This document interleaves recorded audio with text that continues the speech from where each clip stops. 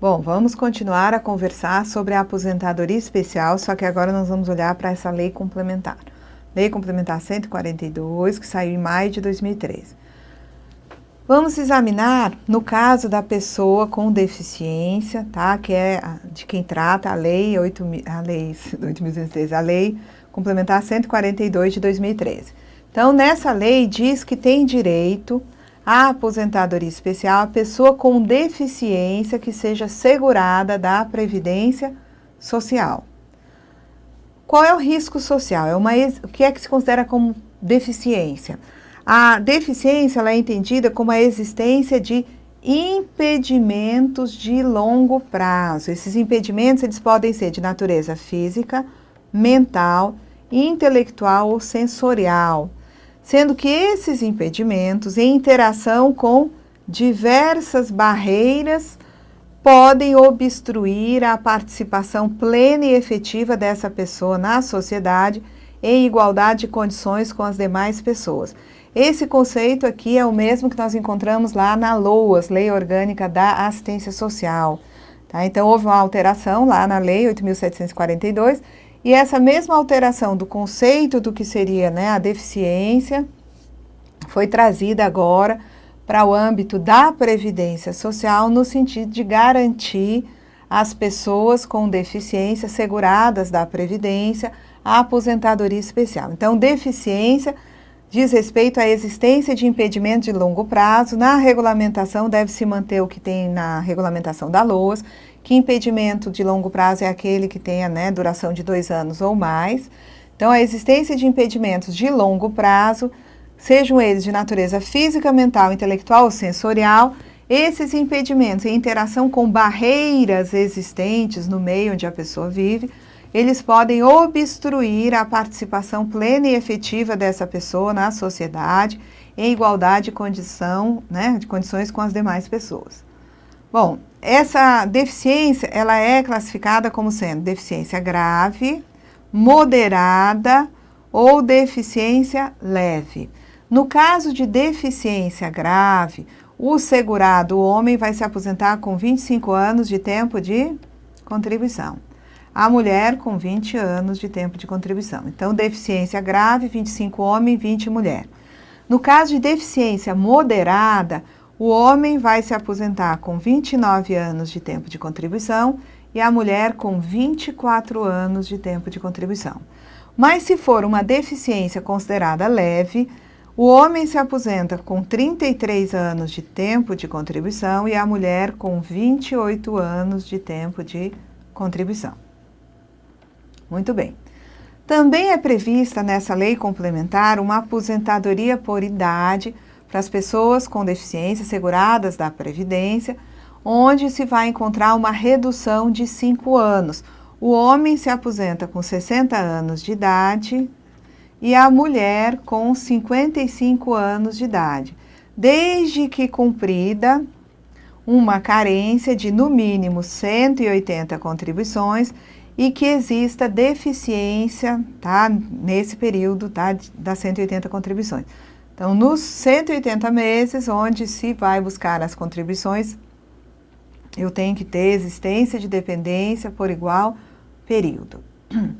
A carência, portanto, no caso da aposentadoria por idade, 180 contribuições. E eu entendo que, naquele outro caso, também teremos, tá, 180 contribuições, no caso da redução do tempo de contribuição. A aposentadoria especial, tá, para pessoas com deficiência, usa salário de benefício? Sim. Usa fator somente se for mais benéfico. Eu vou usar o fator, por exemplo, no caso de aposentadoria por idade, que estava prevista ali com redução de 5 anos na idade, se for mais benéfica. No caso da aposentadoria especial, com redução no tempo de contribuição, o salário de benefício multiplicado por 100% vai resultar na renda. Então, renda igual a 100% do salário de benefício. No caso da aposentadoria por idade, eu vou ter o cálculo da renda mediante aplicação no salário de benefício de 70% mais 1% a cada grupo de 12 contribuições. Nós vamos voltar a falar dessa aposentadoria especial para as pessoas com deficiência, porque ela ainda vai ter regulamentação. Então, o que eu estou trazendo aqui são as informações a partir da lei complementar, mas com a regulamentação nós vamos ter mais riqueza de detalhes. Essa aposentadoria especial cessa com o óbito. E nós vamos aqui, voltando, né? Nós temos aqui no parágrafo 1º do artigo 201 da Constituição Federal, que é vedada a adoção de requisitos e critérios diferenciados para a concessão de aposentadoria aos beneficiários do regime geral de previdência, ressalvados os casos de atividades exercidas sob condições especiais que prejudiquem a saúde ou a integridade física e quando se tratar de segurados portadores de deficiência nos termos de lei complementar. E aí nós temos, né, a lei complementar, isso aqui foi da aposentadoria especial para quem tem, né, exposição a agentes nocivos, e aqui nós temos a lei complementar número 142, de 8 de maio de 2013, que trata, né, da aposentadoria da pessoa com deficiência segurada do regime geral. Então, essa lei complementar, ela regulamenta essa concessão de aposentadoria de que trata o parágrafo 1º do artigo 201 para as pessoas com deficiência.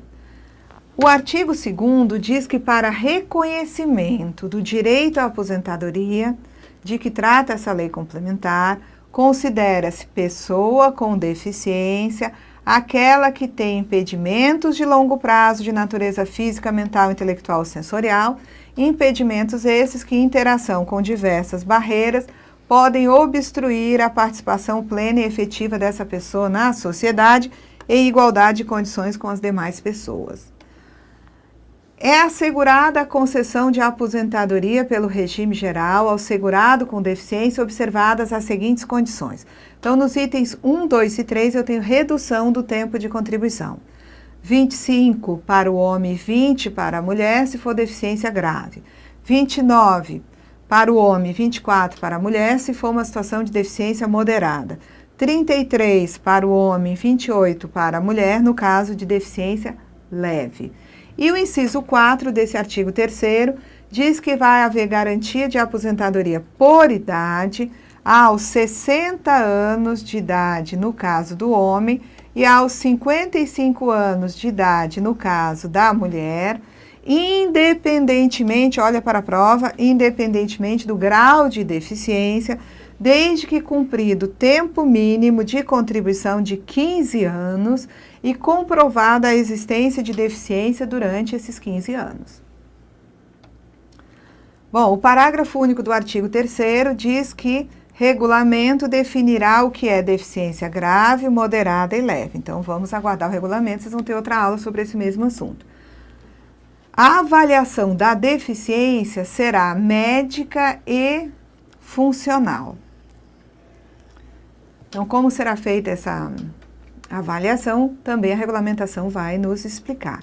O grau de deficiência vai ser atestado pela perícia médica do INSS por meio de instrumentos desenvolvidos para essa finalidade. A contagem de tempo de contribuição na condição de segurado com deficiência será objeto de comprovação, tá? Exclusivamente na forma dessa lei complementar. Se existir deficiência anterior à data da vigência dessa lei complementar, ela tem que ser certificada, inclusive quanto ao seu grau, por ocasião da primeira avaliação, sendo obrigatória a fixação da data provável do início dessa deficiência. Então, aquelas pessoas que já são pessoas com deficiência, que trabalham, e essa deficiência existe anteriormente a essa lei complementar, vai ter que se fazer na primeira avaliação a fixação da data provável do início da deficiência. E a comprovação do tempo de contribuição na condição de segurado com deficiência em período anterior à entrada em vigor da lei complementar, olha só, será admitida por meio de prova exclusivamente testemunhal. Então, comprovação de tempo de contribuição na condição de segurado com deficiência em período anterior à entrada em vigor da lei vai ser admitida mediante prova exclusivamente testemunhal. Se o segurado, após a filiação ao regime geral, se tornar uma pessoa com deficiência ou tiver o seu grau de deficiência alterado, os parâmetros mencionados no artigo 3º serão proporcionalmente ajustados. Aquele tempo, né, diminuído vai ser ajustado, considerando-se o número de anos em que o segurado exerceu atividade laboral sem deficiência e com deficiência, ou observado o grau de deficiência correspondente nos termos do regulamento dessa lei. Então, como é que vai ser feito isso? Nós vamos ter detalhamento no regulamento. A pessoa não era uma pessoa com deficiência, passou a ter uma deficiência a partir de uma determinada data, e nesse período todo ela é segurada do regime geral. Como é que nós vamos contar esse tempo de uma condição para outra? Ou tinha uma deficiência leve, depois passou a ter uma deficiência grave. Como é que nós vamos fazer a contagem desse tempo? A renda mensal da aposentadoria devida ao segurado com deficiência será calculada aplicando-se sobre o salário de benefício. Então, a gente usa salário de benefício. Os seguintes percentuais: 100% no caso da aposentadoria, né, onde há redução do tempo de contribuição, 100%. 70% mais 1% a cada, né, grupo de 12 contribuições, no caso da aposentadoria por idade. De acordo?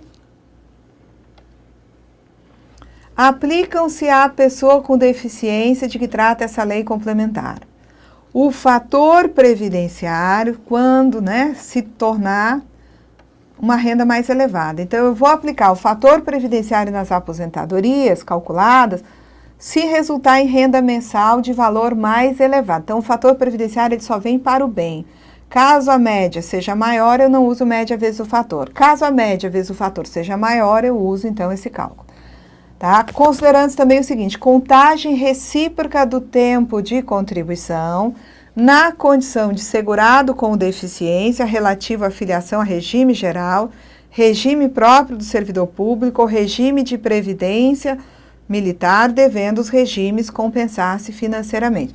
Então, vai ser feita a contagem recíproca de tempo de contribuição do regime geral para o próprio, do próprio regime geral, de regime, né, militar para regime geral, tá? Devendo os regimes compensar-se financeiramente, tá? E temos que as regras de pagamento e de recolhimento das contribuições previdenciárias são aquelas da Lei 8.212. Se essa pessoa que tem deficiência, ela é segurada e empregada, ela vai contribuir com 8, 9 ou 11% e quem recolhe é o empregador, descontando da sua remuneração. Se essa pessoa com deficiência exerce atividade por conta própria, ela vai contribuir com 20%. Se essa pessoa é uma pessoa que exerce atividade como empregada doméstica, é 8, 9 ou 11%, e o patrão é que desconta a contribuição para recolher aos cofres da Previdência. Aplicam-se as demais normas relativas aos benefícios. Uma pessoa portadora de deficiência, que é segurada do regime geral, tem um problema de saúde, não pode trabalhar, vai em busca do auxílio-doença.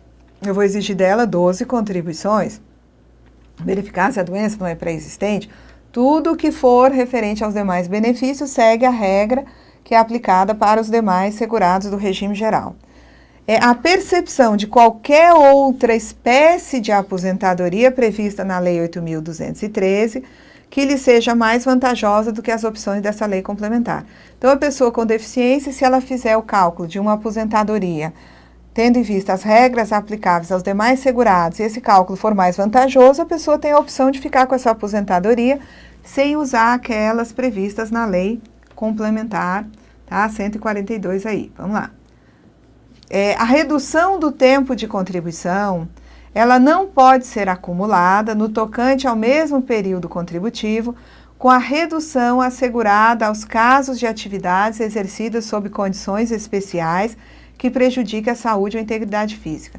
Nós não temos redução do tempo na aposentadoria especial com 15, 20 ou 25 anos, então não pode uma pessoa ter redução tendo em vista exercer atividade sob condições especiais que prejudiquem a saúde e ser portadora de deficiência. A pessoa não pode reivindicar as reduções aplicáveis aos dois casos. Ou ela se vale de uma condição, ou ela se vale de outra condição. São situações não cumulativas, é o que ele diz. A redução do tempo de contribuição não pode ser acumulada no tocante ao mesmo período contributivo com a redução aplicável nos casos de exposição a agentes nocivos à saúde ou à integridade física.